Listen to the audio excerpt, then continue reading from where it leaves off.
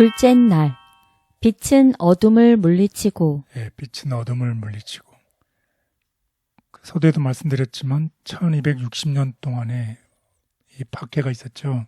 그 박해의 어둠 속에서 이 진리를 수호했던 사람들입니다. 그래서 진리를 수호하고 진리를 지킨 사람들. 특별히 유다서에 기록되어 있는데 이 유다서는 서기 65년 이전에 특별히 예수 그리스도를 위하여 지킴을 받은 신실한 그리스도인들에서 기록이 되었는데 특별한 그 공고의 목적이 있어요. 그 공고는 어떤 공고를 주셨냐면 성도에게 단번에 주신 믿음의 도를 위하여 힘써 싸우라고 공고를 하고 있습니다. 믿음의 도를 위해서 굳게 서라고 얘기를 하고 있어요.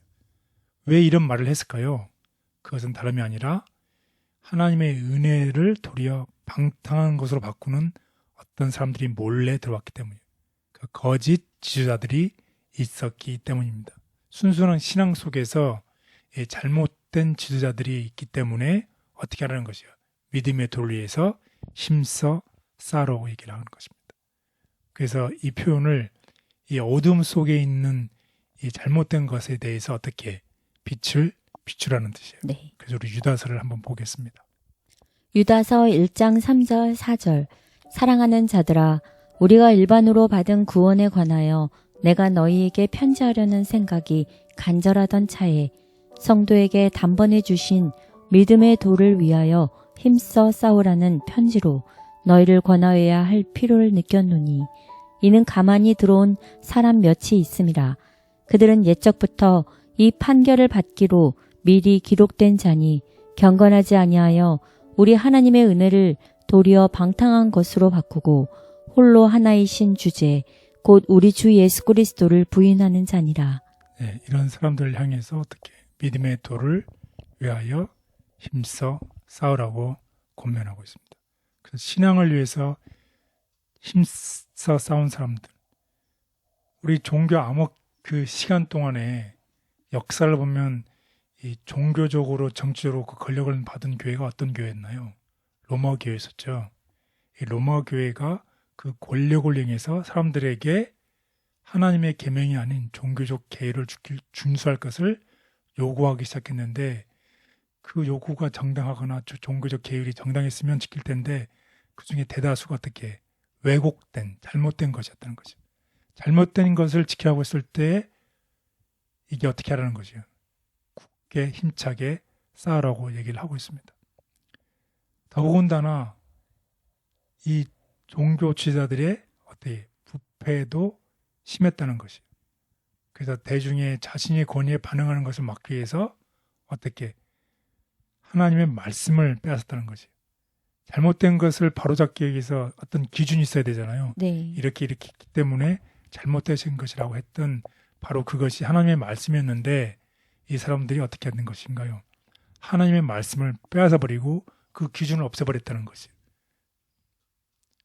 그래서 이 유다서에서는 특별히 성경의 가르침을 따라 신앙을 지키기 위해서 힘써 싸우라는 권면을 하고 있습니다. 자, 그래서 특별히 요한계시록 2장 10절에도 이 우리에게 다음과 같은 권면을 하고 있어요. 생명의 모든 일관을 얻을 때까지 죽도록 어떻게 하라? 충성하라. 타협하거나 물러서지 말고 어떻게 하라? 죽도록 충성하라고 얘기를 하고 있습니다. 계시록 2장 10절. 너는 장차 받을 고난을 두려워하지 말라. 볼지어다 마귀가 장차 너희 가운데에서 몇 사람을 옥에 던져 시험을 받게 하리니 너희가 10일 동안 환난을 받으리라. 내가 죽도록 충성하라. 그리하면 내가 생명의 멸관을 내게 주리라. 네, 생명의 멸관을 충성한 이 모든 사람들에게 하나님께 주신다는 이 약속을 하고 있습니다. 근데 죽도록 충성하라고 그러신데. 성경의 말씀에 보면 아까도 말씀드렸지만 네. 죽으면 하늘의 미랄이 땅에 떨어져 죽으면 살리라. 살리는 거죠. 네. 하나님의 역설적인 표현이죠. 그래서 우리가 죽으면 사는 것입니다. 왜냐하면 그리스도께서 십자가에 죽으심으로 사신 거잖아요. 네. 그런 그리스도께서의 가진 그 길을 따라 모든 순교자들이 죽을 수 있었던 이유는 죽으면 어떻게 하니까? 다시 살 수 사는 있으니까. 거죠. 하나님의 약속이죠. 하나님의 네. 약속을 믿고 아멘. 옳은 일을 위해서 굳게 섰던 사람들입니다. 그래서 생명의 면류관은 신실한 신자들이 그리스도를 위해서 죽음까지 견딜 수 있도록 영감을 줬다는 것이. 그 믿음의 상을 위해서 믿음을 지켰던 그 사람들.